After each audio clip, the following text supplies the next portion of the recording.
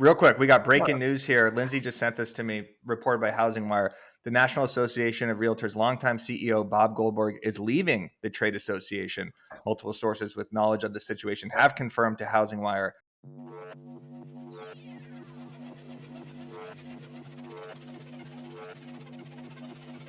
Hello, everybody, and welcome back to the most underrated podcast in real estate, but also planet Earth, The Walkthrough, where each and every single week we bring on top industry professionals to talk trending topics in real estate in real time. Jason Cassity, shout out to your Instagram story. My name is Dan Oneil, and I am El Capitan of BAM, wearing the number 2 jersey, formerly worn by Derek Jeter, now worn by me. And as always, we are you know what? I'm going to skip the part of how we have top tier topics today, but we have a top tier panel, and leading that panel, batting number in the cleanup spot, actually. How about this? Batting number 4, all the way from the DMV, Lindsey Jo. Lindsey, how are you today? I'm good. Thanks for having me. Happy to be here. Good job, Dan. Last time we had Lindsey on, Dan asked Lindsey how she was and then answered for her, Jason. 2 times. He said, "How are you?" He said, "How are you?" You're doing great. You're doing great. Mansplaining, man answering. Also joining us is my co-host, as always, Mr. Eric, the Broke Agent Simon. Eric, how are you today, buddy? You're batting in a 9-hole. Name this batter. Ready? Barry Bonds. Nope. Barry Bonds. I'm a righty. You're a righty. You're a righty. Yankees. On the Yankees. I won a World Series with the Florida Marlins. I pull everything. Gary Sheffield. That's right. Perfect. Let's go. Oh my God. Nice. Let's go. Let's have an episode, huh? That just Nice juiced pull. me up. Let's go. Also, speaking of Gary Sheffield and hitting home runs and sunny San Diego, Jason Cassity, how you doing today, buddy? I'm feeling great. I'm ready to go talk about these amazing topics that we have lined up. Biggest walkthrough of all time. You did an incredible job, by the way, covering some of these on social media. I have to give you that. I learned from you, so thank you for that. Boom. Today, we are talking the NAR lawsuit. Of course we are, because that's what we do on the show. We're talking also about realtor rap battles. East Coast versus West Coast. The real estate rap battle between Steven Diaz and Sean Romano.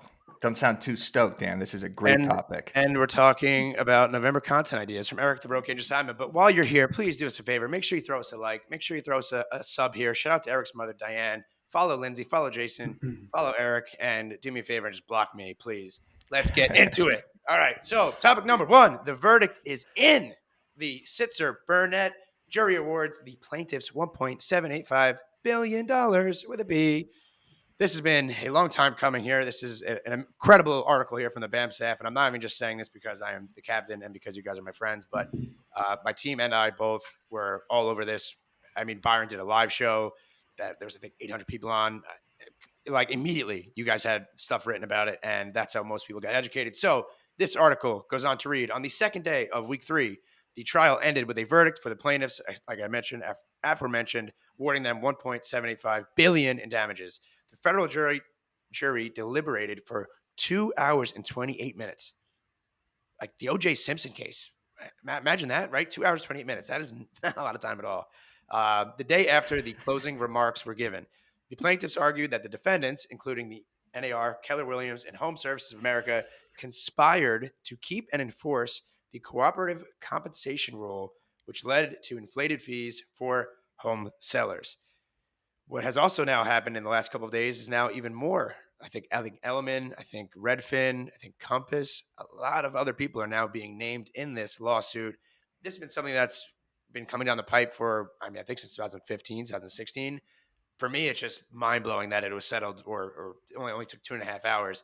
I feel like NAR just absolutely laid down and had their bellies rubbed here. Lot to unpack. Also, Remax and Anywhere settled out for $50 million, so good on them. But this is just shocking, kind of crazy real estate news here. Jason Cassity, you did an unbelievable job covering this yesterday. Can you articulate to the viewers here what this means for the industry? Yeah, for sure. I mean, there's an appeals process now, so it's probably going to get tied up for at least another year, right? But I don't, to overturn an appeal is extremely hard. I was talking with my buddy who's a lawyer here in San Diego. It's like, we went over the case. And I'm like, what is the chance it gets appealed? He's like, it's almost impossible. You have to like prove complete malfeasance in the process. Like, so what's going to happen though is more than likely the NAR, the defendants will appeal, and then because the plaintiffs don't get paid until it's all settled too. And so they might just say, hey, we're going to appeal and drag this out for 2 more years, or we can drop that number down. And so what I bet will happen is you'll get some sort of a settlement where instead of 1.78 billion, it'll be $1 billion or something like that. And that'll be a wrap. Now, the thing is, you mentioned it, the second that this case had a verdict, the same lawyers filed against Compass, EXP, Douglas, like every other major brokerage. Yeah. And it's just, they're going to run through every top 100 brokerage, right? And do the same thing. And what's probably going to happen is all these brokerages will settle, just like Anywhere and Remax did, because now there's case precedent. But that $50 million settlement's now going to be like 100 or 200, depending. So I think that the industry is going to be mired in this for another year or two at least. And we're already seeing changes, right? Like, so here in California, like in most MLSs, Bright MLS, which is I think in the Northeast, it's like all these MLSs have already taken off the requirement for compensation. And so what I think is probably going to happen is brokerages right away will start issuing disclosures. So like extra, so like right now, and I see this in the Instagram comments too, everybody's like, it's always been like this. You've always been able to offer 0 or 1, but it's like, it's kind of tough to find in your contract. And like the environment has always been like, protect your commissions. And like, I get what the plaintiffs were saying there. And so now I bet you every brokerage and probably NAR, CAR, like all the associations will have like extra disclosures that go to the sellers saying, hey, just making sure you're aware, this is an optional cooperating broker commission. That'll probably happen right away. And then the actual legal ramifications will probably take, I don't know, 6 months, a year, 18 months, something like that. But I feel like that's something too that should have been like when this all happened, I think in 2015, 2016, that should have been, I mean, we've had those disclosures. The amount of paperwork that we sign when we get a listing or we have a deal, it is like, looks like this. Yeah. It is thick, right? But we're doing it on purpose, and we're making sure that we're articulating to our clients so that way there are no hidden fees. There's nothing that can be argued. I think that was really the biggest thing as to why maybe they settled so, or the jury decided so quickly, was because there really wasn't they didn't have the contracts in order. They didn't have the right things written down. Lindsey, what is your take here? Do you think NAR laid down and had their belly rubbed? Do you think there will be an appeal? Do you think this will affect your market? Sorry. Yeah, I mean, not gonna lie, it's scary. I mean, I do think that this won't impact agent commission structure until like 2025, 2026. I have heard that we are going to start seeing some new business models and strategies because of this, like lenders potentially wrapping in the buyer agent commission into the actual loan. So it's not an upfront cost to the buyer. But I work with a lot of online leads, and it's hard enough to get these people to use me now when they're not paying me anything. So I just think about how much harder it's going to be to convert those people if that commission cost kind of falls on them. I kind of think that it's possible that our buyer agent commission continues to diminish over time until it's like a flat fee, like an attorney. I hope that doesn't happen, but I feel like it might. When I originally got into the business, it was rare to see listings offering less than 3% on the buy side. Then slowly over time, it became 2.5%. Now I'm seeing more and more 2% listings. So like, honestly, I'm a little scared. But I think for agents right now, focus on putting one foot in front of the other, focus on what you can control, focus on the value that you bring as an agent, and put your real estate blinders on would be my. Yeah. And Eric, before I pass it to you for the social aspect of this, Jason and Lindsey, one thing that I thought of was who wins from this? So, obviously, of course, aside from the consumer, but like, could you think of maybe a company that could potentially be benefiting from this down the line that maybe we all pay, or that maybe just also bought something yesterday? Do you think Zillow. maybe, right? Yeah, it's a conspiracy theory, but I think there's truth to it that Zillow is basically backing, if not, at least adamantly supporting this lawsuit. Because ultimately, my prediction is similar to what Lindsey just said, is like ultimately right away we get not much of a change, like business as usual. There's some disclosures and stuff like that. But then as consumers learn that you don't have to offer the buyer commissions, there will be listing agents that start to not offer buyers commissions. And then as that becomes a new normal, listing agents will start to discount from 6% to 3% because then they don't have to offer a buyer's commission. And then there will be new business models that pop up and probably discount flat fee type stuff. It's like, hey, for $5,000, we'll represent you on the buy side. We'll handle the negotiation, the transaction coordination. You go find the house yourself. We'll take care of the paperwork. And when that happens, who's positioned to be right there? Zillow, right? Because they've already got all the listings, all the traffic. So now for a $5,000 flat fee, they'll represent you on the transaction side too with the Zillow agent. And it's like they're gonna clean up. If the industry shifts that way, they're ripe to clean that up.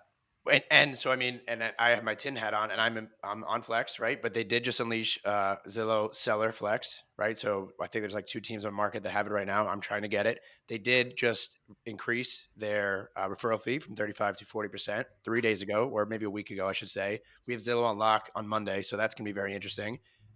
They also acquired Follow Up Boss yesterday. That was a little 500 milli acquisition. They own Showing Time. Shout out to Dan Corkle. Congratulations. Yep. So I'm going to put my tin hat on here. And again, I'm up for Zillow. Here's a possible unintended consequence of the commission lawsuit. Assume buyers have to pay their buyer agent directly, which is going to be a huge issue for a lot of agents and for buyers with affordability where it is. There's a world where buyers who are already struggling with affordability and down payments have to cough up thousands of dollars just to begin the search process. Or maybe they don't use an agent at all. I can just sell my house or do everything online, right? Zillow ties in there with their all these different platforms. Zillow is also shoring up its home loan business by ratcheting up pressure on flex agents who refer clients to the mortgage arm or risk losing future leads. Tech advisor Mike DiPietro writes from Inman. So they have their ancillary incomes. My old rep, shout out to Andre Keating. He's in Charlotte, he's in Atlanta, and one of the market, I think Raleigh, where they're doing title, they're doing mortgage, they're doing everything.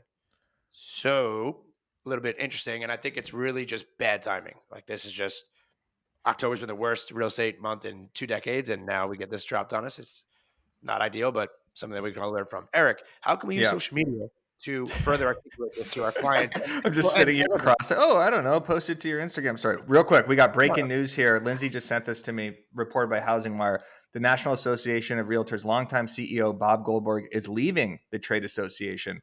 Multiple sources with knowledge of the situation have confirmed to Housing Wire Thursday morning. Goldberg's departure comes just 2 days after a federal jury in Kansas City, Missouri ruled that NAR, Home Services of America, and Keller Williams, everything we just talked about. Nakia Wright, former CEO of the Chicago Sun-Times, will serve as the interim CEO as the trade group searches for a new CEO. Wright will take the helm November 20th, 2023. So that is breaking news here. By the way, let's not forget the fact that Bob came back as the CEO earlier this year because the original CEO stepped down due to sexual harassment claims and toxic work environment. Shout out to NAR. Heck of a year. Not a good day to be a Bob Goldberg. I'll tell you that. Heck of a year, NAR. Or anybody in NAR. I mean, we're paying all these dues. I mean, on top of the sexual assault allegations, I mean, now you have this. And that's breaking news. Great job, Lindsey and Eric. Who is that person? They work for the Chicago Tribune, and now they're in charge of. No. That's what you said. No, Nakia Wright, the Chicago Sun-Times, but that's who broke the news. Oh, okay. That's who's going to be the interim CEO. Yeah. Oh, you're right. Yeah. That's what I'm saying. Well, yeah, you said Chicago Tribune. I just said Chicago Sun-Times. The point of it is, they just pulled somebody from the local newspaper to be the CEO of NAR. We don't know that. I'm sure this person is. Her deep experience driving organizational transformation positions her well to advance the strategy. I mean, we'll look her up, so let's not say anything about her before. Not saying anything. Thinking that she's like a beat writer for the Chicago Sun or something like that. We have no idea. Okay, we're morons. So let's take a break on this. But I will say this about BAM. It was awesome to see how this machine worked when this news got announced a couple days ago. Byron immediately called us and was just like, I'm going live right now. He scrapped the Real Word episode, which was about the trial, but everything was antiquated at that point because the lawsuit just got settled. And then he went live on YouTube. I went live on Instagram 3 separate times on the Broke Agent, the BAM account, and the Broke Agent account. Again, we posted to Facebook, Twitter, Instagram, all hands on deck, had the title up there. And we got 750 live viewers in on YouTube, which is enormous. We only have like 18,000 subscribers. So this was like our biggest YouTube day, probably besides the cold calling session. And it was just awesome to like see the community be like, this is where I'm going right now. I'm not going to go just like read an Inman article or read what's going on in the Real Deal. I'm going to watch Byron react to this live. People were calling in. Tim Macy called in. Zach Loft called in. It was like an awesome hour and a half, just like fun, exciting reaction video. So shout out Byron for doing that because that takes an enormous amount of work. And then I noticed with going live on Instagram, and this is something I should have been doing for years. and this is not a new tip for a lot of people, but naming your Instagram something interesting gets so many more people onto your live. So me just saying discussing the NAR settlement live, I think I had like 1,200 viewers on the Broke Agent immediately. And then I flipped the camera around. I pinned a comment just saying, head to the Now Bam YouTube channel, kind of teased it out. And then we got like 200 or 300 more live viewers on the YouTube. So if you're going to go live on Instagram, make sure you name something in the title that makes people want to join. Don't just go live and then start communicating with people. Shout out to Bam too, because I texted you as soon as I was driving, and when the verdict dropped, and I was like, "Hey, how quickly is the article up?" You said it'll be up in like 5 minutes. And Jason, so you had that posted green screen, like literally within 2 minutes. We were able to green screen it fast, and it's about to hit 50,000 views. It's the most watched video on the Now Bam account. Which is enormous. What's funny, Jason, is Byron texted me because we were like, "Who can green screen this?" Because Byron was going live, and he's like, "Jason," and I was like, "Jason literally just texted me saying, I'll green screen this right now." So we pumped out that article immediately, and we're not breaking news yet as Bam. Like we don't have a bunch of journalists that are sitting in on the trial and figuring this out. We'll get to that point eventually, but we're definitely articulating this content in a more digestible, fun, exciting way than the other media companies. So it was just like a huge media day, like to see the numbers go up, to see the subscribes, to see the clicks on the website, to see how people are interacting with this. And then for Byron to be like, and now I'm going live on the hot sheet every single day, which he has been doing. Now an entire new audience knows that Byron every single morning at 9:30 Eastern goes live on the hot sheet. So shout out to the BAM team and everybody that's been doing this content. That's exactly what I had written down here. And at the end of this segment was that I had agents on my team and agents that were in my company, right? 2,000 people in my company that were in that. I was in that live stream, and they all, watched it, right? And people do not know where to find the right information, the correct information, the accurate, the unbiased information. Byron gives it to you like it is, whether you like it or not. And I think that's what you guys did an amazing job of, and just having it like so readily available and so easily to be able to now articulate to clients, because I have agents that just joined my team down in Florida from Keller Williams that maybe never had this problem, but they're having past clients call them and say like, "Hey, do I need to worry about it? Like, is there anything going on here?" And they all now watched Byron's live show, read your articles, and now they're watching the hot sheet every single day. And now they are with Bam. I don't know where Cassity went. Did he just disappear on you? No, he's right there. If agents don't know about this lawsuit or don't understand it, seriously, go on nowbam.com, watch the hot sheet every single morning, listen to Byron, because your clients will be asking about it. I was at my friend's house watching the World Series last night, and he asked me about it. He has nothing to do with real estate whatsoever. Tomorrow, Byron will be going live in BAMX, going over an 11-point plan about this class action suit and how agents should deal with it. So make sure you get into BAMX. He'll be going live at 3 Eastern. This is where all of our courses and trainings. Lindsey just dropped a course on email marketing and using QR codes, using the Starbucks QR code trick to get emails in your Instagram story. BAMX is blowing up right now. I think we picked up like 80 members yesterday because people want in on this information. So use code walkthrough below. There's a link down in the description. Get into BAMX right now. It's literally $120 if you use that, $108 for the entire year. And then also in the description, Byron created an 11-point plan that he's going to be talking about. There is a link down where you could actually download this plan. So that'll be in the comments pinned and also in the description. So join BAMX and download that right now. And now let's move on, Dan, to even bigger news. Even bigger news than Zillow buying up Follow Up Boss, than Texas winning the World Series, than anything happening in geopolitics. This is, well, not really. This is enormous. Dan, why don't you set this up for us? Sure. Of course. I will do that. Topic number 2. We are talking. Listen, if I got to be totally honest with you here, since Byron has given us the show, we've talked about a lot of things, a lot of crazy things. We just talked about Gary Sheffield's batting stance. Just the only thing maybe I didn't have on my bingo card here throughout the year was talking about realtor. You know what's crazy, Dan? I knew you were going to say that because you always say you don't have something on your 2023 bingo card. I have it right there on my 2023 bingo card. Real estate rap battle 2023. My bingo card right there. So it is on someone's 2023 bingo card. Damn, he knows you so good. What is that? Your little black book right there? What is that? Where did you get that from? CVS? It's the card that 2 minutes ago, you pervert. It's my baby Yoda book. What is that? Is that like your little scorecard? You've never seen a notepad before? You've never seen a notepad before? This is what you do. You look at your notes, you talk to the camera. All right. Viral real estate. Viral real estate rappers go at it. Over the past year, Steven Diaz has gained a reputation and a 60,000 Instagram following as a real estate rapper. His reels, which infuse popular rap songs with a real estate twist, have become a viral sensation. Agents from all over the country have hopped on the trend, creating their own Instagram reels using his audio tracks. Just a couple of days ago, another agent in real estate, another agent in the real estate rap scene made a bold move. Sean Romano, a seasoned realtor rapper, dropped a diss track set to the instrumental of Tupac's Hit 'Em Up, challenging Steven Diaz to a rap battle. Lindsey, you are very privy to this situation. You wrote the article. You are an unbiased party. You almost dressed up as one of the individuals today for the episode. Can you please articulate, and maybe we could pop up some of the videos here. Please take this off my hands. Eric, you take it.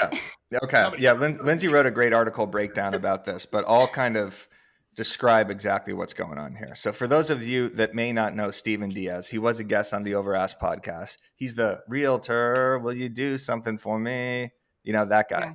Yeah. A lot of trending audios, very smart. You know, he would do like if Bad Bunny was a realtor. That was we were dancing to that one. We had him on the Overask podcast. Like, you know, he's gone viral a ton, and everybody's using his audios. Yeah. There's another guy named Sean Romano in Florida who's been doing real estate raps for a very long time. He's a really good rapper. I think he might be an actual rapper. Steven's also a good rapper, by the way. In terms of like real estate rap, like these two guys are 100% the GOATs. And correct me if I'm wrong with this entire timeline. Feel free to interrupt Lindsey, Jason, or Dan. Okay. But I think I got a pretty good grasp on what's going on here. Sean Romano. You have a black book right there with the entire timeline written down. I think if anybody has the timeline written down, it's you. I'm trying to report the news. That's what we do here in the walkthrough. Yeah, I'm trying to stay informed, keep the people understanding. This has been a buzzy topic this week. So Cassie's Sean Romano 25 times on it. Yeah. Yeah, exactly. So Sean Romano's been doing raps and parodies for a long time before Steven. They're also good. But Steven blew up. So Steven blew up with these trending audios because it's kind of more palatable for real estate agents to use in their background. So I think what happened is Sean saw Steven blowing up. Sean started going hard. Sean has a smaller following than Steven. Sean came out with a diss track on Steven, which is a smart move because that's what you got to do, right? Like if you got someone that has a little bit bigger of a following, maybe you attack that person. He did it in a relatively classy way, but he went at Steven's sales, which was kind of possibly a low blow. And we waited for Steven's response. Steven responded with this. Haley, if you could pull this up. Steven responded. This is actually the second video. He responded with a parody, not an actual rap at first. Okay. So we'll pull these up. Are there rules to like rap? You know, like the fight game, you could say anything kind of thing. Like yeah. So this is the Steven Diaz response. We're not going to play these entire rap battles because I don't think anybody wants to listen to all these. But Sean had a good rap. All right, this is Steven's response. Play it. Hey, hold on, little buddy. Here for the rap battle. You got to meet the requirements for the rap battle. Requirements? Yeah, you got to have 50K followers, 1 million views, do live performances, and your best video has to have more views than my lowest video. Man, but I'm on SoundCloud. It doesn't matter. Try the magic carpet ride around the corner. Man, corny. I'll show you home. So that was his response. I didn't think it was a great response. I thought he should have responded with a rap immediately because saying you have to have this amount of followers kind of fed into everything that Sean was saying about how Steven now has a big ego, which apparently he doesn't, or Steven claims he doesn't. So that pissed off Sean because he showed a video of a parody that had Sean's fiance in it. But Steven probably didn't know that was Sean's fiance. I got to defend Steven a little bit here. Like that was not a dig at his fiance. He was just showing the actual video itself. And then Sean made a bunch of like green screen comments saying Steven, fakes his comments or whatever. I also have to defend Steven here because just because Steven has a bunch of bot comments, that does not mean that he's faking anything. Because I have a bunch of bot comments. Like that just happens with real estate. If you're using #realtor, #real estate rap, which I'm sure he's doing, you are going to get a flood of bot comments. So then Sean was going green screen mode and just constantly talking about Steven. And again, this is a good move for Sean, but it's kind of maybe a little bit over the top here. And then Steven responded by posting this image. Haley, if you could pull this up, this is just the still image that Steven posted, basically announcing his retirement. There it is right there. I've decided to quit rapping and focus on production. Thanks to everyone that showed support. So basically people are like, holy, sorry, Dan, I see you falling asleep over there. Look, this is good shit. Okay. So yeah. So Steven said, I'm out. Such good shit. People were texting Steven. People were wondering what's going on. Like, is he actually quitting? Like, this is not the right move. And Steven was telling everybody, yeah, I'm out. Like, I'm just going to focus on selling real estate. And we were like, oh man, that's like a kill shot by Sean. Okay. And I was texting Jason about this too. I was like, if he actually quits because of this, this is an awful move. Like, you're basically crowning Sean the winner and just saying like, you're out. Turns out this was a brilliant marketing move by Steven. It was a troll job. Then he drops, my God. Then he drops a diss track on Sean to the back-to-back Drake beef, which was Drake versus Meek Mill. And I thought he killed this one. Listen to this. Realtor, drop a diss track for me. My mama always said the haters gon' come for me. Claim you a rapper, you a clown to me. Heard from a source you use, ChatGPT. Anyway, this was a good response. And then Sean responded with this. Haley, if you could play this one. This is Sean's response. He cooked this up in about 24 hours. Sean's a great rapper. Here we go, I should've known Stevie was too lame to write his own diss record and return to the flames that I sent him. What a day, I ain't trying to be mean, but it's a cold day and he'll ever beat me, cause I'm a monster. I don't play fair and I'm launching an all-out invasion, press no Cali to Compton. Whoever put that battery in his back for that. All right. Now, I don't think Steven has responded to that. I don't think he should. I think this should be over at this point. I think Sean actually dropped another one this morning that's like a continuation of this, yes. Which he's like riding the magic carpet, and it's like a continuation. It's another back-to-back. It's another back-to-back. Yeah. So let me just wrap this up. I'll put a bow on this. I think Steven comes out the winner, if I'm going to be honest. I think that Sean won in the sense that he probably picked up some more followers, and that now a lot of people are watching his content. So that was a good move by him. But I think Steven's back-to-back rap was probably the best one. And I also think that he shouldn't respond to anything else. Like, I think this is over. I think if Sean keeps going, it starts to look a little, not desperate necessarily, but it's just like, that's it, right? It's a real estate rap beef. I think we ended at this point. But what do you guys think? Lindsey, what are your thoughts on this? Yeah. Who do you think won the rap battle? Do you think this was a good move by these people? Like, what do you think of this? Yeah. I think that Steven won. I thought Sean's original diss track was really catchy. The only issue that I had with it was him calling out Steven for his Zillow sales. Like, I felt like that was a low blow, and I felt like he took it a little too far. I think that it could have been like lighthearted and fun without bringing actual sales into it. Like, he could have mentioned the fact that Steven is short, or like he could have made fun of his goatee, or he could have made fun of the work line. Line. Like, there were so many other things that he could have brought up, In my mind, like, a consumer is not going to shy away from hiring Steven because he's short or because he has a merch line. But a consumer, I don't know why you're losing your mind over there, but a consumer might shy away from hiring Steven after seeing that video because Sean mentioned the Zillow sales. And that's kind of painting a picture that Steven is dishonest. And I don't think Sean is mean-spirited. I don't think that even crossed his mind when he created this diss track. But I think we just have to be careful as agents, like when we make statements like that. So, yeah, I don't know. I thought Steven's diss track was great. Yeah, I don't know what he's being dishonest about, because I don't think he's like talking about his sales, right? I think he's just kind of just like talking shit about real estate, like in a good way. Jason, what do you think here? Okay, so first of all, why Lindsey off the top rope for no reason? Yeah, exactly. Jesus. Anyways, okay, so when I initially saw it, I did text Eric. I was like, "What's going on here? Like, what in the actual hell like are we talking about? Or are we having a real estate rap battle, right?" And it's kind of seemed like Sean just came out of nowhere. Like, Steven was doing his own thing. Like, I liked Steven, his sponsor at EXP is a good friend of mine. And so like, I've seen his, like the stuff he's been doing lately, and I'm like, oh, it's cool. Like, I get it, especially like Dan, Matt, like we all, like everybody's done skits or rap battles. Like, it's not about the actual content, I guess.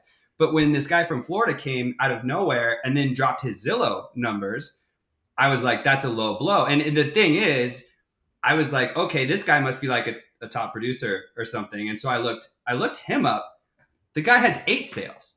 So I was just like, what are we doing here? Wait, we have a guy with 8 sales talking about a guy with 5 sales. Like, the self-awareness was just a little bit not there for me.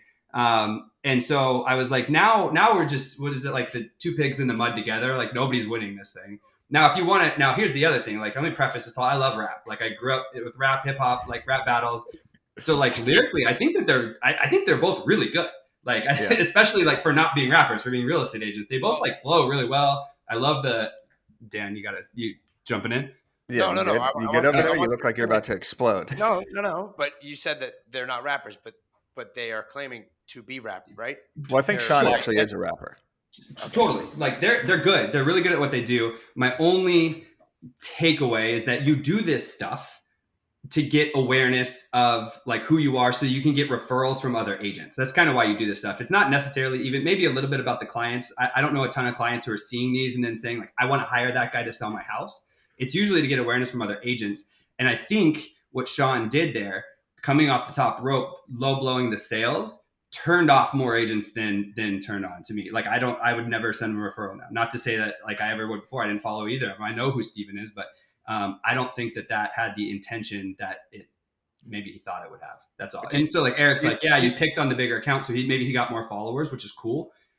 I don't know that either of them walked away looking great, because even Steven's response with the one with the circus thing was like, well, I have more followers and likes than you. It's like, well, is that important? Like, what are we doing here? Like, this is the hardest real estate market. Hardest market in forever. We're trying to get back to the basics, and you're talking about more followers and likes. I don't know if either. Only because I don't know. Was that was the sales thing before, like the sales reference before the circus thing? Like, that was the very first one. Yeah. Okay. Thanks. I don't know how Steven didn't have that in his comeback. It's like, hold on, dude, you have 8 sales. Like, what are we talking about here? Well, Steven told me, he was like, there's a lot of things I could have said, because he's got agents messaging him from all across the country saying crazy stuff about Sean. But he was like, I'm going to keep it classy because that's who I am as a person. So in Sean's most recent too, he started talking about Steven's girl and his teeth. And like, now we're just getting into the mud. If you watch the one from today, he's making fun of his veneers. Like now we've just evolved completely now into like low blows. I haven't seen that one yet. That's why I say that there's no winners here. There's I saw Steven, like, I guess you could I saw say like 2 seconds kind of kept it higher, but I saw it like 2 seconds before we came on here. Here's what I'll say just about anyone that's doing anything that gets them brand awareness, like you said, Jason. It is great that these guys have picked up a followers. Like the fact that Steven has 50, 60,000 followers from doing stuff like this, you got to give him appreciation for that. Same with Sean, 20,000. Like that's still an enormous amount of people, and he is building his brand. Both of them are building their brands, and they probably will build referral networks out of this. I think. Maybe. I mean, it sounds like if he's turning off agents like you, then that's understandable. But I think after this, it probably stops, right? Like if they keep going, if Sean keeps going, that's a bad move, because then it starts to look like, all right, like enough's enough. You kind of have to like ride the wave of something being hot, and like this is a fun conversation and everything, and the industry was interested. But if you keep going a little bit over top, then it starts to just become like, all right, I think it's kind of lost its muster. What do you think, Dan? I will preface this by saying that I don't know either of them, so I will never judge, and I will never hate on anybody ever. I'm sure they're both good people. With that said, I've also done silly and dumb shit for years, for sure. My reaction is not because they're beneath us or none of the above. It's not meaning any offense. If anything, I'm impressed at the following they've grown. I mean, I've been stuck at 82,000 followers for 2 years now, and Steven's almost surpassed me, and Sean's at 20. It's great. I think that this was good marketing. From like everything they've done has been really good marketing, both of them. I think that if it were done in like a fun or like this rap battle, right? If it were done like in good fun, that's different, right? But like, I think this was like serious. Like they it was a real there's real animosity there. Yeah, right. Absolutely. Which in my opinion is very cringy, because now both are kind of putting themselves out there, and like at the end of the day, you have to post your content, right? Is it for consumers? Is it for agents? Is somebody going to look at your Instagram page, and are they going to want to refer you business, or are they going to want you to list their house? in both instances, right? So I don't know either of them. I'm not saying neither of them won or lost. It doesn't matter to me. I don't care. But in both cases, if I look at either of their pages, I'm not saying that I wouldn't give them a referral or I wouldn't list my house with them, but that's something that should be on your mind, right? Like if you're a consumer and you go on so-and-so's page and you see them rap battling another agent, I don't know if I'm using you, right? I don't know if I'm calling you. I might call Eric to sell my house or to buy my house. I think if they had went at this in like a I don't know, like a joking way, like how I thought it was in the very beginning. Like I think it would have been genius, great marketing, like we're talking about it right now. But I think because like they actually are like serious and like they actually are like going chirping each other, like the circus video, talking about sales, putting somebody's, it's just. I think the most important thing here though is there was a concern for Steven Diaz when he did put that story up there. Great troll job by him, great marketing. But I think it is also important that you do remain humble whatever situation you're in, because in reality, people do love to build you up. They love to support you when you're doing well, but people can come, like when Sean came up with that video and you were texting me about it for the show, people were like, oh, Sean won, Sean destroyed, Steven, he only had 6 sales. And people, like, I actually wanted to DM him and be like, dude, like, right, and give him like advice, and then he trolled us all. But it does kind of remind us all, like, yeah, you know what, this drop of a dime, people can turn on you pretty quick. So I think it really is very important to remain humble, not have that ego. And yeah, I get it's a character and all the above, but I just, if it comes out, talk about fucking real estate. If it comes out that they planned it, I would actually think it was the most genius thing of all time. Me too. Right? I would say, congratulations, you crushed it. This was well done marketing, but I don't think that that's the case as far as I know and from everything that I've heard, which makes me think that now I don't see them in the same light. So for the record, we did invite both of them on the show to discuss this. That's the other thing. For whatever reason, it didn't work. Maybe we'll have them on again. Probably not, because I think this is it. Talking about this, but I'll never fault anyone for building a following or building their brand, because I built my entire brand making real estate jokes, doing memes. So, again, the fact that we're talking about it, the fact that they've built followings, ultimately that is awesome. But I think you're right. It got a little too serious.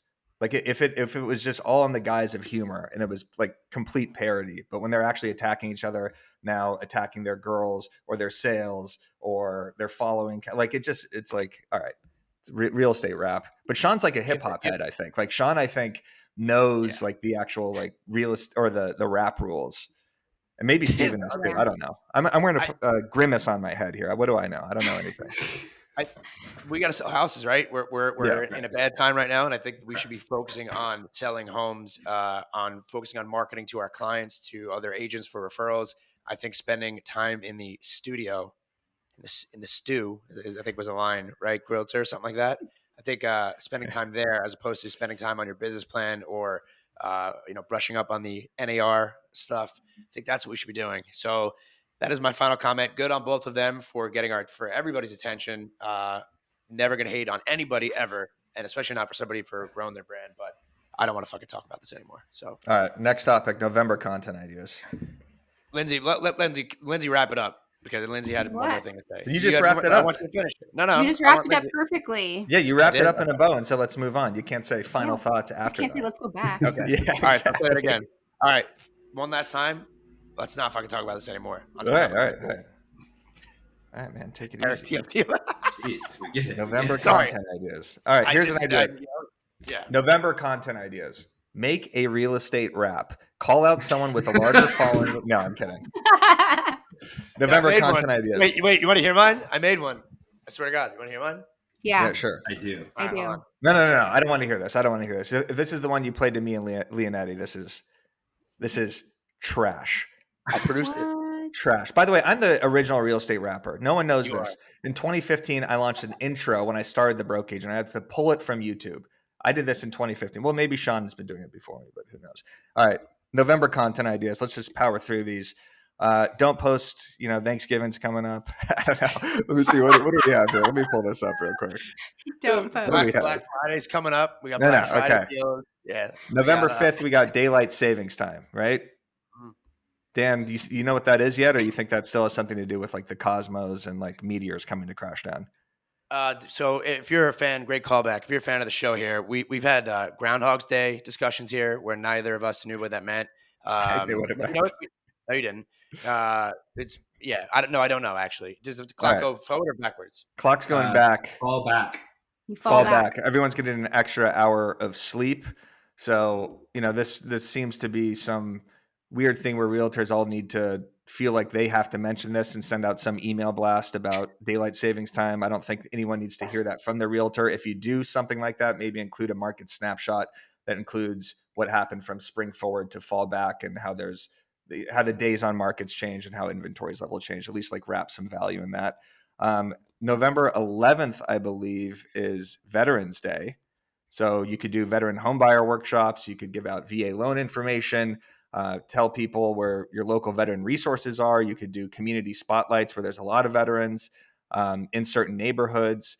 And then, of course, you got Thanksgiving on November 23rd. So, of course, do not start with a Thanksgiving graphic saying Happy Thanksgiving. Been talking about this for years. No one will pay attention to that. Here's some other ideas, Dan. You ready? Post what you're thankful for. Do a reel or slideshow post on Instagram listing off what you're thankful for in the real estate industry. Maybe it's your clients, your vendors, your title reps, the marketing department at your brokerage, your team, or even your spouse that puts up with the fact that you have to work weekends. Explain what the market's like on Thanksgiving. Let's see what else here. I think you did an incredible job there. I got two Friday, more. beginning of I got March. two more. Do the Thanksgiving food ranking. Pull a Jason Cassity with his sushi ranking and say, these are my top 3 favorite things on Thanksgiving. And just let people debate in the comments. Has nothing to do with real estate, but I guarantee you that's going to get engagement. Mm-hmm. And then also send people a voice message in DMs on Thanksgiving. You don't want to text your client saying Happy Thanksgiving or hit them with an email blast that no one pays attention to.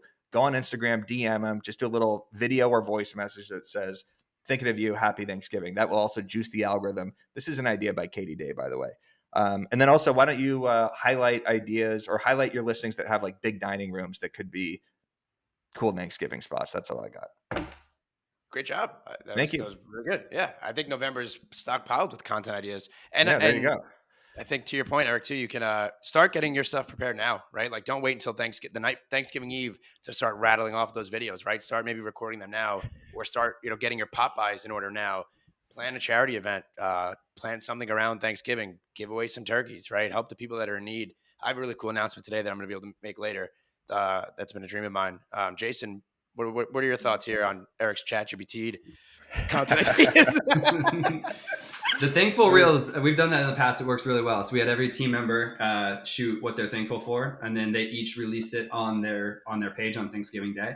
That worked really well. I mean, that's just a good thing and we're going to reshoot that this year. And then just don't sleep on the actual posting on Thanksgiving. I think everybody's captive. They're at home, like eating with their family, watching football, like hanging out. So a lot of people after they eat, like it's a prime day for watching content. I feel like, at least, I don't know. Yeah, story content for sure. So so make sure you post content on Thanksgiving. Have 1 or 2 things ready to go for Thanksgiving Day. Yeah.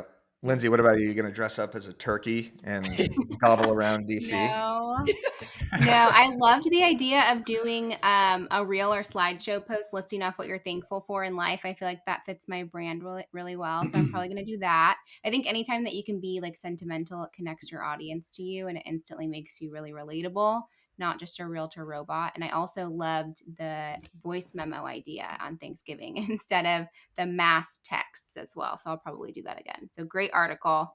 I learned a lot. The thankful post, you could do what I'm thankful for in the real estate industry, your title reps, your lenders, your team members, your marketing department. You could do stuff like I'm thankful for lock boxes that open right away. I'm thankful for houses that don't have complicated alarm systems, the usual shit, Dan, you know what I'm thankful for, Eric? What are you thankful for? Yeah, what are you thankful for? I'm thankful for you. Vapes? I'm thankful for Jason. I'm thankful for Lindsay. I'm thankful for BAM X, being a subscriber to BAM X. I'm thankful for every single viewer, every single person that watches this show. And you know what else I'm thankful for? The fact that my brain was able to make this song right here. And thank God there are no lyrics behind it, but I'm going to play it anyway. And that's the end of the show right here, ladies and gentlemen. That's how good this is. Everyone's lucky I'm not the rap. You made this song? Yeah. DJ Danny on the track. Yeah. Spare my life. Guess hold on.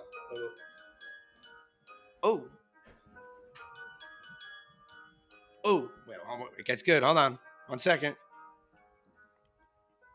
Don't make me rap. Hit you with the heat, hit you with the heat.